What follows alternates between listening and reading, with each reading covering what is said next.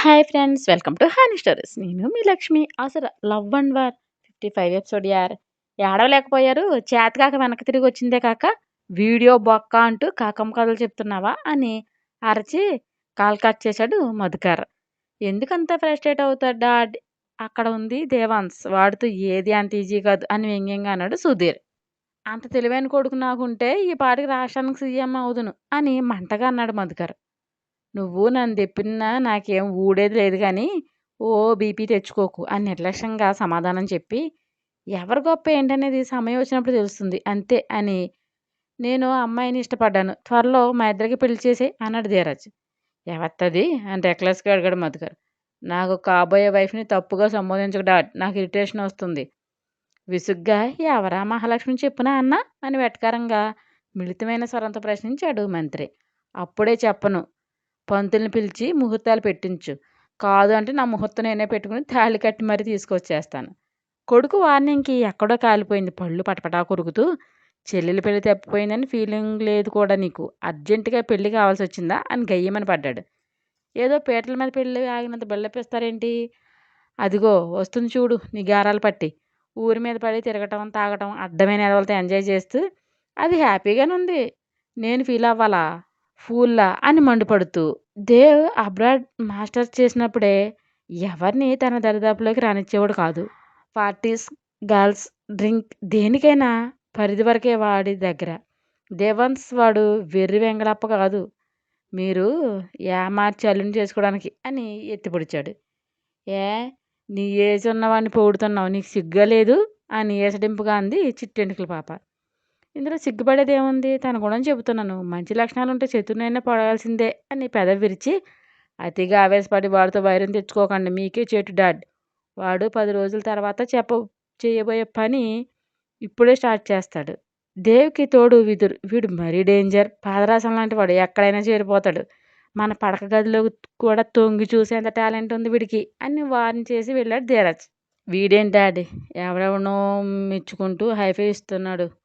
మీ brain use చేసి దేవుని నేలను నాకించడం మీకేం పెద్ద పని కాదు అని ఎంకరేజ్ చేసింది రితిక పాప. నాకెందుకో ధీరు చెప్పిందే నిజం అనిపిస్తుంది. కాస్త ఆలోచించండి. వద్దు అనుకున్నాక వైరం ఎందుకు అంది మిస్సెస్ మధుకర్. ఏంటే ఏంటి అంటే ఏంటి మనల్ని అవమానించిన వాడిని ఊరికే వదిలేయాలా అని మిడతలా ఎగిరింది. ఏయ్ నువ్వు నోర్మి, తాగింది దిగలేదనుకుంటా, వెళ్ళి లెమన్ వాటర్ తాగుపో అని గసింది మదర్. చిందేస్తూ వెళ్ళిన చిట్టేంటికల పాప. ఆఫీస్లో వాట్, పోలీసులను పంపించాడా అని షాకింగ్గా ఎక్స్ప్రెషన్స్ ఇచ్చాడు విదుర్. ఏమీ ఏడవలేక పోలీసులను అడ్డం పెట్టుకుని నన్ను సాధించాలని యుక్తి పన్నాడు. అరెస్ట్ అయితే మన రిప్యుటేషన్ మంటకొస్తుందని ఏదో కన్నింగ్ ఐడియా. మన పరువు తీయాలని చూస్తే మనం ఎందుకు ఊరుకోవడం బావా అని కన్నింగ్గా నవ్వాడు విదుర్. అన్నీ పక్కాగా ఉన్నాయా అని అడిగాడు దేవ్. అన్నీ సిద్ధం, నీదే ఆలస్యం. ఓకే అని ఫోన్ అందుకుని ఏదో నెంబర్కి కాల్ డయల్ చేశాడు దేవ్. అటు నుండి లిఫ్ట్ చేయగానే, రే అరుణ్, నేను చెప్పేది జాగ్రత్తగా విను. చెప్పు మామ వింటున్నా అని అరుణ్ అనగానే దేవ్ తన ప్లాన్ చెప్పడం మొదలుపెట్టాడు. అంతా విని ఓకే నేను చూసుకుంటా, నువ్వు నిశ్చింతగా ఉండు అని నవ్వి, ఇంత చేస్తే నాకే గిఫ్ట్ లేదా అని గారాలు పోయాడు అరుణ్. ఎందుకు లేదు, మా సిటీ గాడిదని గిఫ్ట్గా ఇస్తా, ఎంచక్కా కాపురం చెయ్యి అని వెటకారంగా అన్నాడు దేవ్.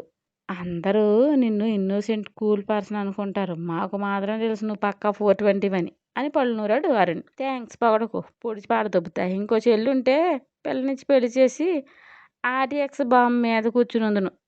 థ్యాంక్ గాడ్ అని నవ్వాడు దేవ్. విదుర్కి చక్కని చుక్కని నేను చూస్తాను కానీ జానమ్మ నాకు ఇచ్చేయకూడదా అని గారాలు తీశాడు అరుణ్. రే నా కొడక, చంపి నీకు ఇష్టమైన కూరతో భోజనాలు పెట్టేస్తా అని అరిచాడు విదుర్. నాకు ఇష్టమైన కూర గోదావరి పులస, దాంతో భోజనాలు పెట్టాలంటే నీ ఆస్తులు అమ్ముకోవాలి తింగర సన్నాసి అని నవ్వి, ఫస్ట్ క్లాస్ రా, అంత త్వరగా ఎలా మర్చిపోయేది అని తినికాడు అరుణ్.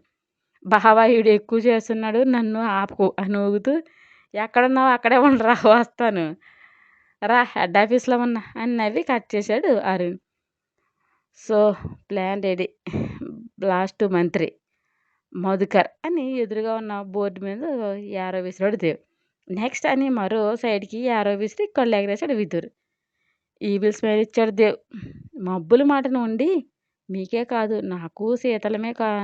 నాకు చలి పుడుతుంది అన్నట్లు మేఘం దుప్పటి తప్పించి బెంగపడకండి నేను పైనే ఉన్నా అని అప్పుడప్పుడు హాయ్ చెబుతున్నాడు ఆదిత్యుడు. రోజు కరిగిపోయింది. మళ్ళీ ఉషోదయం అయింది. 4 కార్లు సర్రున దూసుకొచ్చాగాయి. వెంటనే డోర్స్ తెరుచుకోవడం. వరుసగా ఒక బెటాలియన్ దిగ్గానే ఇంటి పెంపుడు కుక్క అయిన డాబార్మ్యాన్ చెవులు చిల్లులు పడేలా అరుస్తున్నా కేర్ చేయకుండా షూ శబ్దం చేస్తుంటూ లోపలికి బిలబిలామంటూ ప్రవేశించారు ఆఫీసర్స్.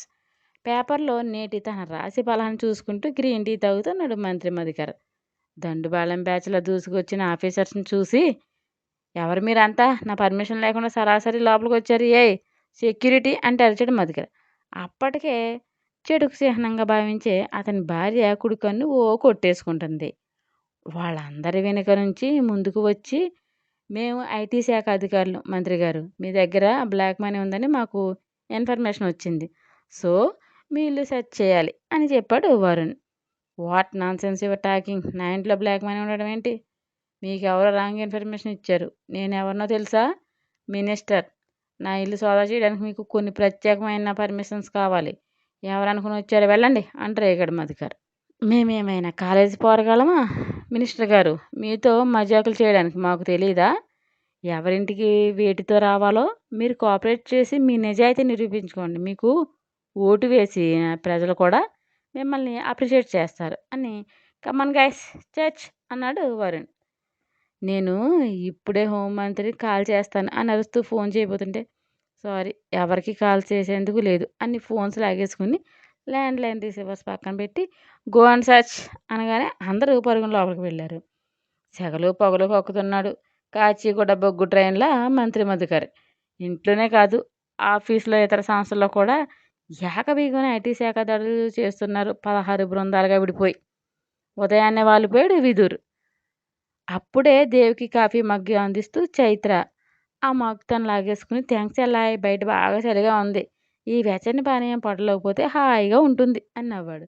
కక్కుతున్నాయాలా నా నోటి దగ్గర కాఫీ లాక్కుంటావే అని కరిచాడు దేవ్. అతిథి బావా అన్నారు పెద్దలు బావా. అందుకే గెస్ట్ ఫస్ట్ నెక్స్ట్ నువ్వు అని పల్లెకిలించాడు విదుర్. చెట్టు మీద పండు గోదల బాగా నెకిలించావు అని గసిరి ఇది తీసుకో అన్నయ్య నేను తెచ్చుకుంటా అని ఇచ్చిన జాను. థ్యాంక్స్ అని మూతి తిప్పాడు. కాఫీకి ఎంత రాద్ధాంతం చేస్తారే అన్నా చెల్లెలు మీ సొమ్ము ఏదో లాగేసుకున్నట్లు అని చిరుకోపంగా చూసి ఉండు నీకు తీసుకొస్తాను అని వెళ్ళింది చైత్ర. నా చెల్లి చూసావా నాకే సపోర్ట్ మాకు బలం ఉందమ్మా చూసుకోండి ఇద్దరు రాకేసుల నూళ్ళు వేసుకుని పడిపోతారు. బల్లిని చూసి బేరమనే అది నీకు బలం అని పెద్దవి కరువుగా తిప్పడిది. బల్లిని చూసి బేరమన్నా పాముని కాలుతో తొక్కేగల గట్స్ ఉంటాయి. ధైర్యం అనేది గుండెలో ఉంటుంది. అది అస్తమాను ప్రదర్శించక్కర్లేదు అని లైట్ స్మైల్తో అడిగాడు విదుర్. ఏంటి ఉదయాన్నే వచ్చాడు మా అల్లుడు బాబా మధ్య ఎవడి కొంపకో నిప్పు పెట్టారేంటి? కొంప తీసి మధుకని టార్గెట్ చేయలేదు కదా అని వచ్చి దేవ పక్కన కూర్చున్నారు భరద్వాజ్. మీరు భలేవారు మావయ్య. క్వశ్చన్స్ మీదే ఆన్సర్స్ మీదే ఇంకా మేము చెప్పేది ఏముంది అని పెద్ద విరిచాడు విదుర్. కదా నీకు అన్నీ భలే తెలిసిపోతాయి అల్లుడు అని నవ్వి ఏం చేశారు మీ ఫేస్లో గ్లో అంతగా ఉంది అంటూ కళ్ళు ఎగరేశారు. కాసేపు ఆగితే మీకే తెలుస్తుందా వెయిట్ అండ్ సీ అని నవ్వాడు దేవ్. చెబితే థ్రిల్ మిస్ అవుతుందా? ఓకే కానివ్వండి అని పేపర్ తీసుకున్నారు భరద్వాజ్. మధుకర్ ఇల్లు నైట్ వేర్ వేసుకుని నిద్రపోతారా? అబ్బే బట్టలంటే బరువు అంత మోయలేనన్నట్లు ఎన్నర వేరు వేసుకుని మరీ పడుకుంది రితిక. వరుణ్ పాకెట్లో హ్యాండ్స్ పెట్టుకుని తాపీగా తిరుగుతూ చిట్టెంటుకుల పాపరంకి వచ్చాడు. ఆరబెట్టి పడుకున్న సోయగాల్ని ఎక్స్పోజ్ చేస్తున్నామని చూసి నైట్ మింగిన బుడ్డి తాలూకా మత్తు దిగినట్లు లేదు పాపకు. బావగాడు దీని గురించి చాలా పురాణమే చెప్పాడు. పెద్ద గ్రంథ సంగ్రహాలంట అని పెద్దవి కరువుగా తిప్పుతూ పర్ఫెక్ట్ బాడీ సేఫ్ మెయింటైన్ చేస్తుంది. పక్కనే ఉన్న వాటర్ బాటిల్ తీసుకొని క్యాప్లోకి నీళ్లు వంపి రితిక మొహం మీద చల్లాడు అరుణ్. వాటర్ పడగానే మత్తు వదిలి గబాలు లేచి కూర్చుని మొహం తుడుచుకుంటూ చూసింది. ఎదురుగా 6 feet హైట్ పలక తేరిన జిమ్ బాడీతో పర్సన్ చూడగానే రితిక మొహం ఏదో వెలుగు. ఆర్ యూ మ్యాన్ డైరెక్ట్గా నా రూమ్కి వచ్చావు అని బెడ్ దిగింది. ఓర్ని ఏం కటింగ్లు ఇస్తున్నావే నన్ను చూడగానే నీలో రేగిన ఫీలింగ్స్ నాకు కనిపించాయే పాప. మనసులో వ్యంగ్యపుగా నవ్వు నవ్వి హై క్లాస్ బీచ్లు అంటే దీనిలాంటి వాళ్ళే అనుకుంటా అని మొహం సీరియస్గా పెట్టి తన స్టాఫ్ని పిలిచాడు వరుణ్. ముగ్గురు లోపలికి రాగానే ఎటు చూడకండి, రూమ్ మాత్రమే సెర్చ్ చేయండి, కింద మీ వాళ్ళు ఉన్నారు వెళ్ళు అన్నాడు రితిక్తో. ఏం జరుగుతుంది అర్థం కాక అయోమయానికి గురైన పాప వెళ్ళు అనగానే hey man who are you, నా రూమ్లో ఏం వెతుకుతున్నారు, ఎవర్రా మీరంతా అంటూ అరిచింది. కోపంగా చూసి టంగ్ జాగ్రత్త, పో అంటే వినిపించదా అని అరిచినట్లు చెప్పాడు వరుణ్. కోపంతో కోబ్రాలో బుసలు కొడుతూ మిక్సీ తీసి తగిలించుకుని డాడ్ డాడ్ అంటే పెద్ద గొంతు వేసుకుని అరుస్తూ కిందకి వెళ్ళింది రితిక. సార్ ఇక్కడ ఏమీ లేవు అనగానే బెడ్ జరపండి అయ్యా, రాసులు దొరుకుతాయి అని తన డెక్కలతో రూమ్ అంతా పరీక్షిస్తున్నాడు వరుణ్. ఎక్కడ వాళ్ళు అక్కడే కథలను శిలలు అయ్యారు. న్యూస్ తెలిసి బయట మీడియా వాళ్ళంతా పడిగాపులుగా వస్తున్నారు. డాడీ వాడు ఎవడో నా బెడ్రూమ్కి వచ్చి ఏదేదో వాగుతున్నాడు అంటూ గట్టిగా గీ పెట్టింది తీతూ పెట్టేలా చిట్టెంటుకల పాప. చెల్లెల వైపు కోపంగా చూస్తూ రీతు ఏంటా వాగుడు, ఇదంతా నీ వల్లే అని విసుగు ప్రదర్శించాడు ధీరజ్. వాడు మీ నా వల్లేంటి అని మొహం మార్చింది సింగరేణి బొగ్గిల.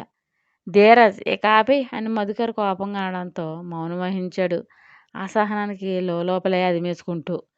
ఎవరి డాడీ వీళ్ళంతా మన ఇంట్లో అలా తిరుగుతుంటే నువ్వెందుకు సైలెంట్గా ఉన్నావు అని చిట్పటలాడింది. ఏయ్ నువ్వు నోటి మీద మూతేస్తావా, మీ డాడీ తెలియదు ఏం చేయాలో అని గసిందామె మదర్. కూతురి బెడ్ కింద నగకట్ర డబ్బు దశకం అన్ని బ్యాగ్స్లో భద్రపరిచాడు మధుకర్. అవన్నీ చక్కగా బయటికి లాగించి తీసుకొచ్చాడు అరుణ్.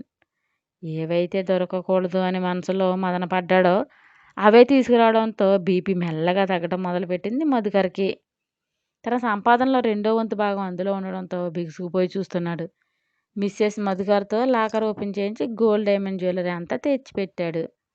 శుభ్రంగా పరుపు మీద పరిచి లెక్కలు రాసి, సార్ వీడన్నింటికి సంబంధించిన లెక్కలు మీ దగ్గర ఉన్నాయా, ట్యాక్స్ రిసిప్ట్స్ అవి ఉంటే చూపించండి అని మర్యాదగా అడిగాడు వరుణ్. ఈ ప్రాపర్టీస్ అన్నీ మాకు వారసత్వంగా వచ్చిన ఆస్తులు, వాటికి లెక్కలు ఎలా చెప్పాలి అని కోపంగా అడిగాడు. ప్రాపర్టీస్ డాక్యుమెంట్స్ తిరిగేస్తూ ఇవేమీ అలా లేవు, ఈ మధ్యకాలంలో కొన్నవని డేట్ చూపిస్తుంటే మీరేంటి, మీరేదో జమీందారీ ఫ్యామిలీ అన్నట్టు చెబుతున్నారు. మీరు ఆదాయానికి మించిన ఆస్తులు కలిగి ఉన్నందుకు ఇవన్నీ మేము సీజ్ చేస్తున్నాం, వీటికి సంబంధించిన లెక్కలు ఉంటే చూపించి మీ ఆస్తి మీరు తీసుకెళ్ళండి, అన్నీ కౌంట్ చేశారు అని అడిగాడు వరుణ్. ఎస్ఆర్ అని పేపర్ ఇవ్వగానే అని సార్ వీడిని చూసుకుని మీరు సైన్ చేయండి అని పేపర్ ఇచ్చాడు వరుణ్. దాదాపు 300 కోట్ల సంపాదన అలా గవర్నమెంట్ పాలు అవుతుంటే లోపల ఏడ్చుకుంటూ సైన్ చేశాడు మధుకర్. థ్యాంక్స్ ఫర్ కోఆపరేషన్ అని లవ్లింగ్ స్మైల్ ఇచ్చాడు వరుబాబు. దీనికి మీరందరూ పే చేస్తారు, గెట్ సూన్ అని కోపంగా అన్నాడు మధుకర్. విత్ ప్లెజర్ సార్, మీరంటే మాకేమీ పర్సనల్ గట్స్ ఏం లేదు, నా వృత్తి ధర్మం నేను పాటిస్తున్నాను. మీరే కాదు ఎవరి మీద రైట్ చేసినా మాకు వాళ్ళతో ఎలాంటి విభేదాలు ఉండవు. మేము గవర్నమెంట్ ఎంప్లాయీస్, మా పని మేము చేసుకుని వెళ్తాం అంతే. మంత్రిగా మీకు తెలీదా చెప్పండి అని నవ్వుమోహంతో చొరకంటించి గాయస్ ప్యాక్ చేయండి అని త్వరగా అన్నాడు. దేవాన్స్ అని కసిగా పళ్ళు నూరాడు మంత్రి.